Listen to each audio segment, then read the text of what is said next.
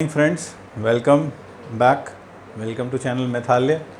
आज हम complex numbers में थोड़ा और आगे बढ़ेंगे। पिछले टर्न पर हमने मॉडुलस और कॉन्जुगेट और साथ साथ एम्पलीट्यूड, फिर साथ में हमने ट्रायंगल इनइक्वालिटी, ये सब टॉपिक्स कवर कर लिए हैं और अच्छे से उनका प्रैक्टिस भी किया है। इलस्ट्रेशंस भी की हैं। इलस्ट्रेशंस पे आप देखेंगे 2 वीडियोस अवेलेबल हैं जो मेनली ट्रायंगल इनइक्वालिटी और मॉडुलस वगैरह सबको डेडिकेटेड हैं। उन वीडियोस का लिंक यहाँ ऊपर आई कार्ड में आ रहा है, आप चाहें तो उस पर क्लिक करके पहले वो वीडियोस भी देख लें और फिर then you can watch this video. In this video we will be learning about rotation of complex numbers. So that is the topic that will be learning today. तो रोटेशन ऑफ कॉम्प्लेक्स नंबर्स, तो हम ये आज पढ़ने वाले हैं। तो चलिए शुरुआत करते हैं। कॉम्प्लेक्स नंबर्स, आपको पता है कॉम्प्लेक्स नंबर ऑर्डर्ड पेयर है और हर ऑर्डर्ड पेयर को हम एक पॉइंट से रिप्रेजेंट कर सकते हैं कॉम्प्लेक्स प्लेन पर। सपोज़ ये जो है this is the ordered pair X comma Y.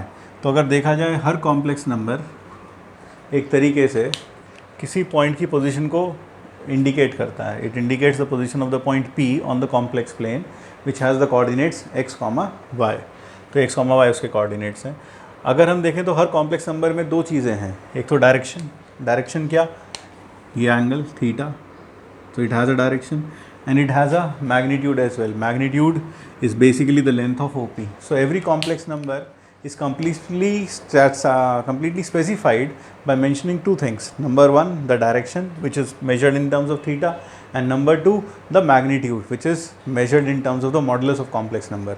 और हमें पता है वेक्टर क्वांटिटीज़ की डेफिनेशन क्या है। वेक्टर क्वांटिटीज़ वो क्वांटिटीज़ होती हैं जो 2 चीज़ों से कम्प्लीटली स्पेसिफाई हो जाती हैं, एक तो अपने मैग्नीट्यूड से और दूसरा उनकी डायरेक्शन से। तो कुछ ऐसा ही कॉम्प्लेक्स नंबर में है। They need 2 quantities to completely specify them, their direction, which is nothing but their amplitude or argument, and their modulus, which is nothing but their magnitude mod z. तो हम हर complex number को एक vector की तरह सोच सकते हैं। सो every complex number z can be thought of, can be represented by OP vector which is equal to z. So z बोलो या फिर OP वेक्टर बोलो, it is one and the same thing, because OP vector क्या एक तरीके से P की position को क्या कर रहा है, इंडिकेट कर रहा है। इसी तरह से z भी क्या कर रहा है, इस पॉइंट P की पोजीशन को इंडिकेट कर रहा है। तो OP वेक्टर और z एक ही बात है। तो here we can see that the complex numbers can be thought of like position vectors of point which they represent on the complex plane. अब z आप जानते हैं, अगर इसका लेंथ है r, तो z को हम लिख सकते हैं r इंटू ई की पावर आयटा थीटा, जहाँ z मॉडुलस है और थीटा उसका एम्पलीट्यूड है। अगर आप z को मल्टीप्लाई कर दें ई की पावर आयोटा अल्फ़ा से, so it will be r e की power iota theta into e की power iota alpha. So that will become r into e की power iota theta plus alpha. इसका मतलब जब z को हमने ई की पावर आयटा अल्फ़ा से मल्टीप्लाई किया तो हमें एक नया कॉम्प्लेक्स नंबर मिला, और जो ये नया कॉम्प्लेक्स नंबर मिला इसका मैग्नीट्यूड कितना है, वही है जो r का z का मैग्नीट्यूड था। यानी मैग्नीट्यूड पर कोई फ़र्क नहीं पड़ा, z के लेंथ पर कोई फ़र्क नहीं पड़ा, z का लेंथ उतना ही रहा। और आपको याद होगा डायरेक्शन किससे मिलती है, थीटा से। यहाँ उसकी डायरेक्शन बदल गई, यहाँ उसकी डायरेक्शन हो गई थीटा प्लस अल्फ़ा। तो जैसे हमने यहाँ पर तो हम बात कर रहे थे, जैसे हमने ई की पावर आयटा अल्फ़ा से मल्टीप्लाई किया तो उसका मैग्नीट्यूड तो सेम रहा। मैग्नीट्यूड क्या रहा, r। डायरेक्शन जो यहाँ पर थीटा की टर्म्स में थी, अब वो डायरेक्शन हो गई थीटा प्लस अल्फ़ा। यानी एक तरीके से z को जब ने ई की पावर आयटा अल्फ़ा से मल्टीप्लाई किया तो उसका प्रभाव क्या हुआ, उसका प्रभाव ये हुआ कि उसके लेंथ तो चेंज नहीं हुआ, लेंथ तो वही रहा जो था, length does not change, whereas direction changes, and direction changes by what amount, it changes by an angle alpha. यानी अगर OP वेक्टर जो कि z को रिप्रेजेंट कर रहा था, वो अगर रियल एक्सिस के साथ पहले एंगल थीटा बना रहा था, तो अब ई की पावर आयटा अल्फ़ा से मल्टीप्लाई करने के बाद उसके मैग्नीट्यूड पर तो कोई फ़र्क नहीं पड़ेगा। लेकिन अब जो नया कॉम्प्लेक्स नंबर मिलेगा वो कॉम्प्लेक्स नंबर इसको कितना रोटेट करने के बाद मिल जाएगा, अल्फ़ा रोटेट करने के बाद मिल जाएगा। यानी कि अगर मैंने इसे ई की पावर आयटा अल्फ़ा से मल्टीप्लाई किया तो ये क्यू जेड ई की पावर आयटा अल्फ़ा होगा। और ये वाला जो एंगल होगा दिस विल बी अल्फ़ा। तो आप समझ सकते हैं कि जब हमने ई की पावर आइट अल्फ़ा से मल्टीप्लाई किया लेंथ तो सेम रहा, यानी ओ पी वेक्टर का लेंथ और ओ क्यू वेक्टर का लेंथ सेम है, बस डायरेक्शन डिफरेंट है, और डायरेक्शन में डिफरेंस कितना है, अल्फ़ा। तो we can say one thing, therefore if we multiply a complex number by e to the power iota alpha, then it rotates, rotate कर जाता है, it rotates on the complex plane, on the complex plane by an angle alpha in anti-clock direction। तो ये anti clock direction में rotate कर जाता है, magnitude पर कोई भी फ़र्क नहीं पड़ता। तो इसका मतलब अब ये इम्पॉर्टेंट बात समझ में आ गई, because this is very important. अब हम जानते हैं, देखिए आयोटा क्या होता है, आयोटा होता है ई की पावर आयोटा पाई बाई 2, क्योंकि इसका मैग्नीट्यूड कितना है 1 और इसका एम्पलीट्यूड कितना है पाई बाई 2, तो आयोटा का लिख सकते हैं 1 इंटू ई की पावर आयोटा पाई बाई 2। इसी तरह से माइनस आयोटा क्या है, it is e to the power minus iota pi by 2। 1 plus iota क्या है, इट इज़ √2 ई की पावर आयोटा पाई बाई 4। ध्यान करो कि 1 प्लस आयोटा का मैग्नीट्यूड कितना है √2 और इसका एम्पलीट्यूड कितना है पाई बाई 4, तो ई की पावर आयोटा पाई बाई 4 √2। तो इसका मतलब अगर मैं z को if I multiply z by iota, तो it means what will happen, multiplying z by iota means that you are multiplying it by e की पावर आयोटा पाई बाई 2। और अभी हमने पढ़ा कि अगर ई की पावर आयोटा अल्फ़ा से मल्टीप्लाई करेंगे तो कॉम्प्लेक्स नंबर कितना घूम जाएगा, अल्फ़ा, तो यहाँ कितना घूमेगा pi by 2। So z into iota is obtained कैसे, by rotating z by an angle pi by 2 in anti clock direction. तो ध्यान रखेंगे कि कैसे मिलेगा z इंटू आयोटा। अगर इसी तरह से मैं कहूँ z को आपने माइनस आयोटा से मल्टीप्लाई किया, तो अब आप मुझे बता सकते हैं z को अगर मैं माइनस आयोटा से मल्टीप्लाई करूँगा तो क्या होगा। अगर आप z को माइनस आयोटा से मल्टीप्लाई करोगे, it means it is effectively being multiplied by e की power minus iota pi by 2। इसका मतलब वो कॉम्प्लेक्स नंबर फिर मुड़ जाएगा, फिर घूम जाएगा। कितना घूम जाएगा, it will rotate by an angle of pi by 2 minus pi by 2, या यूँ कहूँ it will rotate by an angle of pi by 2 in clockwise direction. तो इसका यहाँ पर मैं एक ये हटा रहा हूँ मैं, ये हमें समझ में आ गया कि मल्टीप्लाई करने से क्या होता है। तो हमने पहला पॉइंट पढ़ा कि अगर हम ई की पावर आयोटा अल्फ़ा से मल्टीप्लाई करें तो अल्फ़ा घूमेगा, आयोटा से मल्टीप्लाई करें तो पाई बाई 2 घूमेगा। Similarly z into minus iota rotates z by an angle pi by 2 in which direction, in clock direction, in clock direction। फिर अब आप ज़रा और चीज़ देखें, 1 प्लस आयोटा इंटू जेड अगर करें, 1 प्लस आयोटा इंटू जेड, तो ज़रा देखें 1 प्लस आयोटा को क्या लिखेंगे आप, √2 ई की power iota pi by 4 into Z. इसका मतलब क्या हुआ भाई, ये घूमेगा तो है, कितना डिग्री घूमेगा 45 डिग्री, पाई बाय 4 किस डायरेक्शन में घूमेगा, एंटी क्लॉक डायरेक्शन में घूमेगा। लेकिन साथ साथ अगर मैं z को लिख लेता हूँ r ई की पावर आयोटा थीटा, तो आप ये देखो ये हो गया √2 इंटू आर ई की power iota pi by 4 plus theta. तो देखो यहाँ तो इसका मॉडुलस भी चेंज हो गया। अभी तक जब ई की पावर आयोटा अल्फ़ा से मल्टीप्लाई किया था तो r का r ही था, लेकिन यहाँ कितना हो गया √2r, और साथ साथ उसकी डायरेक्शन भी चेंज हो गई, कितना पाई बाय 4। तो ई की पावर आयोटा यहाँ पर हमने 1 प्लस आयोटा से जब मल्टीप्लाई किया तो दो बातें हुई, एक तो रोटेशन हुआ और एक इलोंगेशन हुआ। सो 1 प्लस आयोटा से मल्टीप्लाई करने पर दो चीज़ें एक साथ होती हैं, elongation and rotation. Elongation by a factor of √2 and rotation by an angle of pi by 4 in anti clock direction. Therefore multiplication by 1 plus iota elongates a complex number by a factor of √2 and rotates it in anti-clock direction by an angle of pi by 4। तो I hope ये clear हो गया होगा, समझ में आ गया होगा 1 plus iota से मल्टीप्लाई करने के बाद क्या होगा। अब आप खुद सोच कर बताएं, मैं थोड़ा सा प्रैक्टिस करा रहा हूँ। अगर आप z को -1 से मल्टीप्लाई करें तो क्या होगा? If you multiply z by -1 तो आप कहेंगे कुछ नहीं होगा, वो -z हो जाएगा। बिल्कुल सही, वो -z हो जाएगा। और -z कैसे मिलता है? -z, अगर आपको z पता है तो, एंड यू वांट -z, तो ज़रा देखो। So if we multiply a complex number by -1, what will happen to it? Let us see.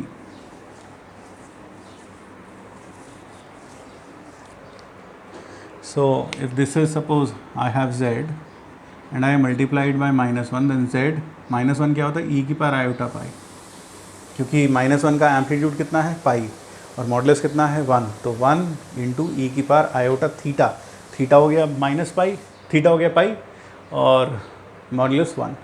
तो ये हो जाए, this implies is obtained bye z into -1 is obtained bye rotating z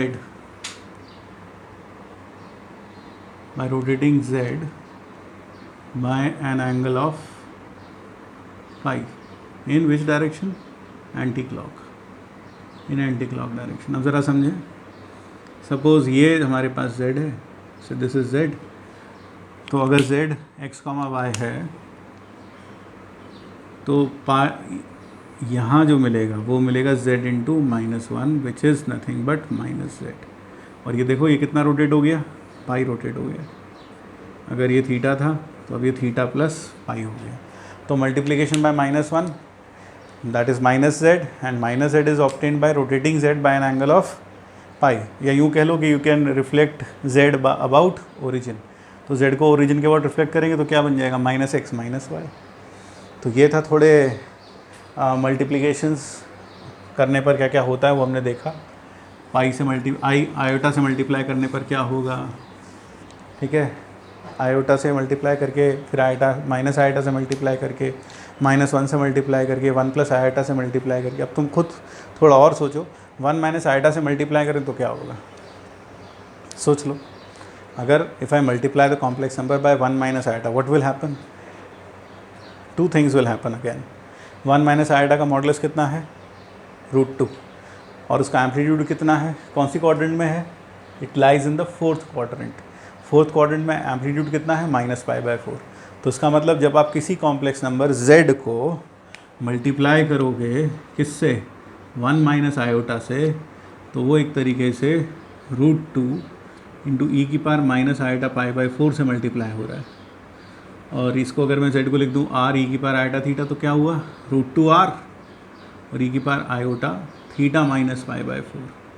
तो ये कहना चाहिए कि it will elongate by a factor of √2 and it will rotate by an angle of π/4 in the clockwise direction, ना कि anti clock. It will rotate in the clockwise direction. यानी अब तस्वीर कुछ ऐसी हो जाएगी। So this is z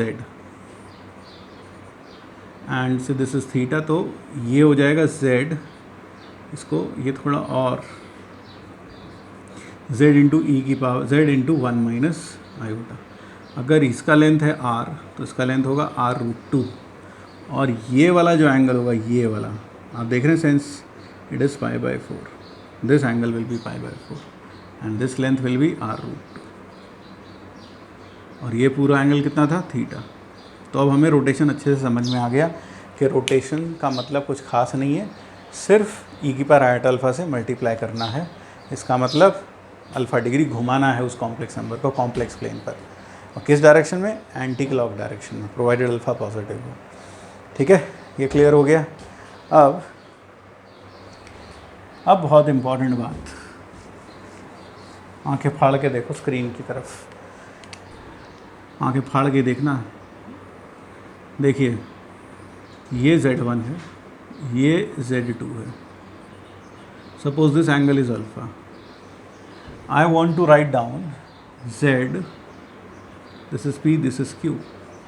I want to write down Z2 in terms of Z1। Z2 को मैं किसकी टर्म में लिखना चाहता हूँ?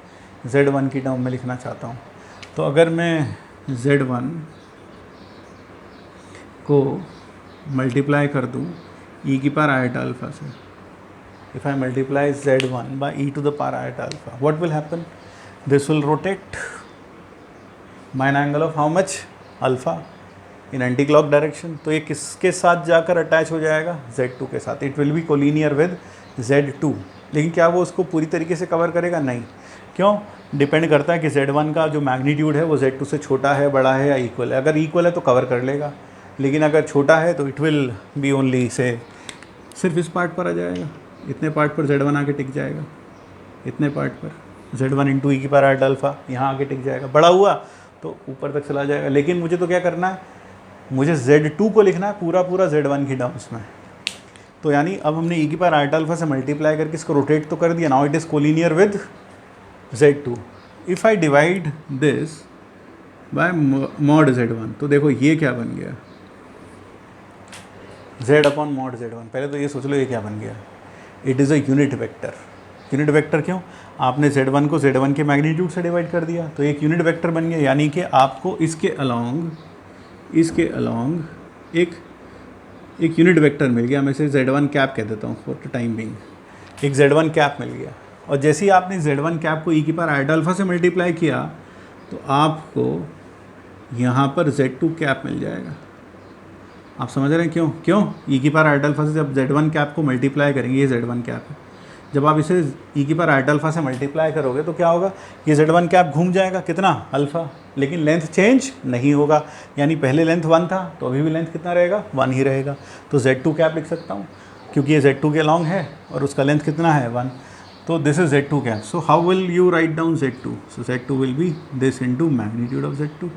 So if you multiply this by magnitude of z2, then you will get the z2 vector. So z2 can be written as mod of z2 upon mod of z1 into z1 e की power eta alpha. So that is it. तो इसे रटना नहीं है कि कैसे लिखा है, समझना है. तो पहले क्या करो, z1 को z1 के मैग्नीट्यूड से डिवाइड करो, यूनिट वेक्टर मिला, उसे e की पावर आयटा अल्फा से मल्टीप्लाई करो, घूम गया, किसके लॉन्ग यूनिट वेक्टर बन गया वो, z2 के लॉन्ग. फिर उसे किससे मल्टीप्लाई कर दो, z2 के मैग्नीट्यूड से. So will get z2 vector. Is it clear?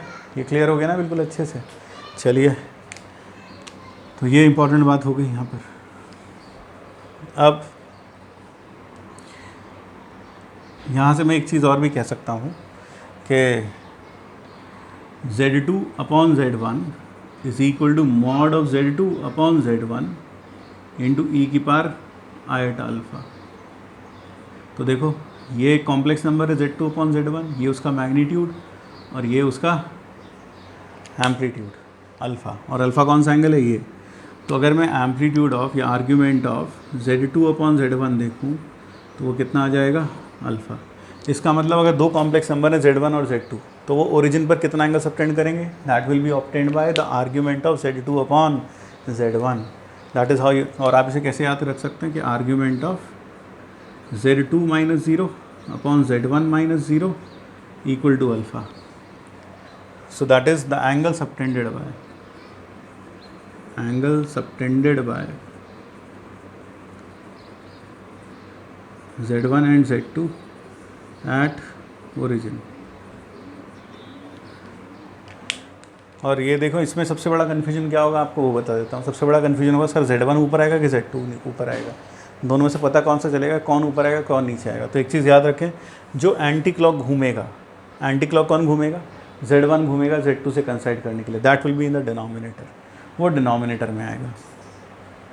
ठीक है, यानी ये z1 है so it will rotate anti clock in order to coincide with z2. So we will have argument of z2 minus 0 upon z1 minus 0, that will be equal to alpha. तो जो anti clock घूमता है वो कहाँ आएगा, नीचे आएगा. इसी को थोड़ा और आगे बढ़ाते हैं, इसी कॉन्सेप्ट को.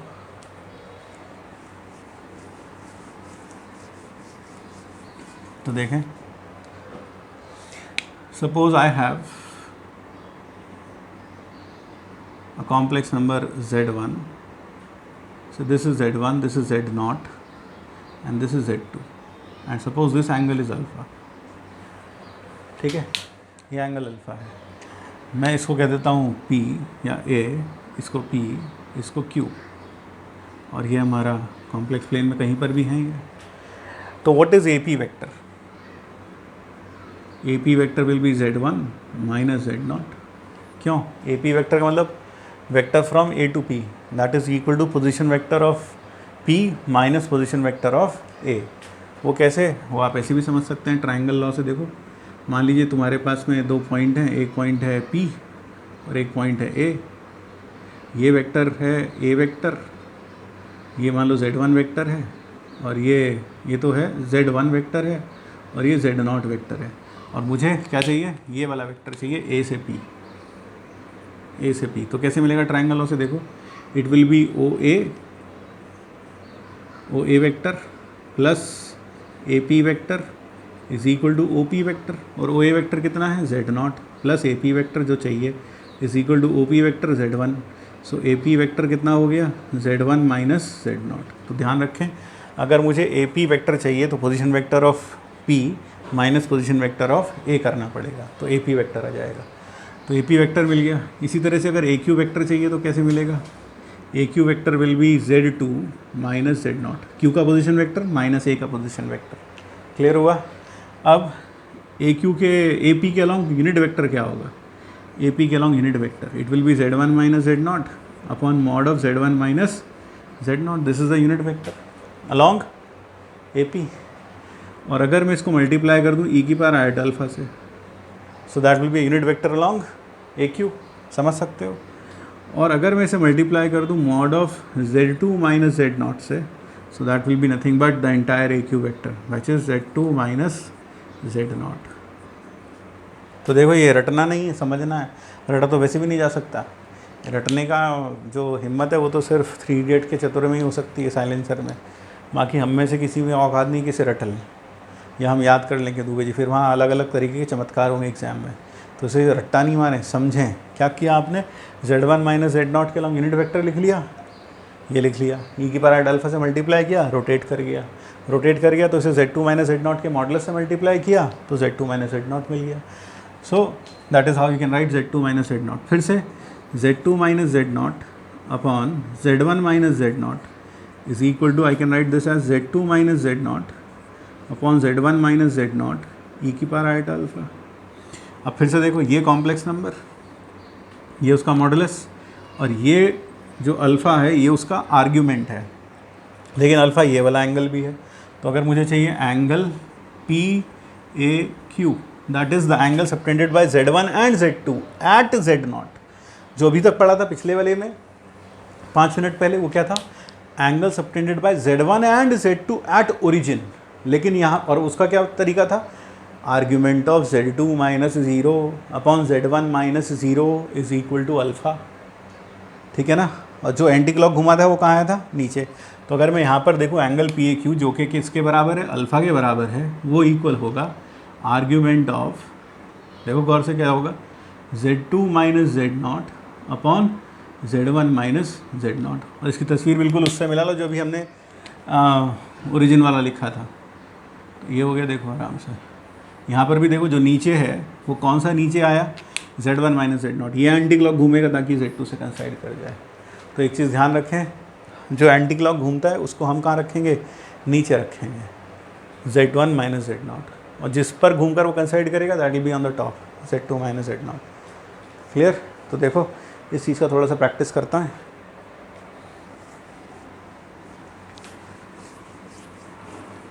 देखिए अगर, तो जैसे कि एग्जाम्पल के लिए आप इसे बेहतर समझ लो. ये एक सर्कल है, सर्कल का सेंटर है Z0, ये Z1 है, ये Z2 है और ये Z3 है. ये एंगल है थीटा, ये एंगल है phi. Express the relation between theta and phi in terms of Z1, Z2, Z3 and Z0.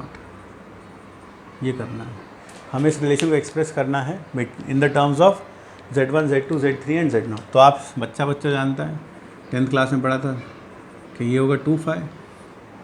अब मुझे थीटा लिखना है. अब theta is the angle which Z1 and Z2 subtended Z0. तो देखो कैसे लिखेंगे? आर्ग्यूमेंट ऑफ, और देखो एंटी क्लॉक कौन घूमेगा पहले ये देख लो। एंटी क्लॉक घूमेगी ये वाला घूमेगा एंटी क्लॉक।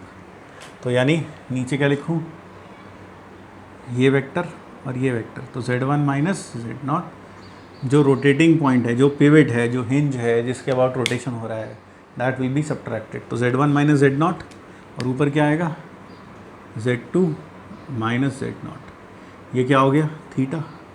अगर मैं आपको फाई कर लिखने को कहूँ तो आप खुद लिख कर बताओ क्या होगा फाई, बोलो।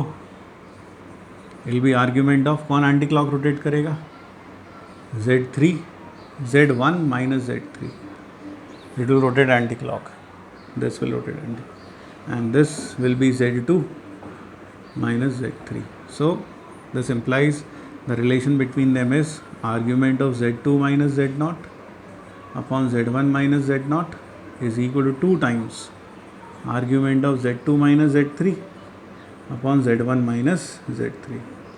So that is the relation in terms of Z1, Z2, Z3 and Z0. तो आई होप आपको रोटेशन ऑफ कॉम्प्लेक्स नंबर समझ में आ गया होगा।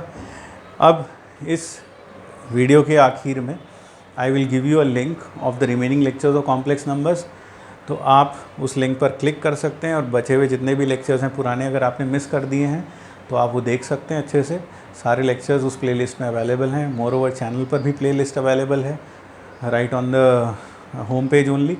और साथ साथ I will definitely say one thing कि please to subscribe to my channel. आप देख रहे हैं कि यहाँ पर स्क्रीन में एक मेथालय का आइकन बना आ रहा है, बस आपको उसको प्रेस करना है और सब्सक्राइब करना है। इतना तो आप मेरे लिए कर ही सकते हैं कम से कम। At least you can subscribe to this channel. ठीक है, meet you in the next video. Thank you.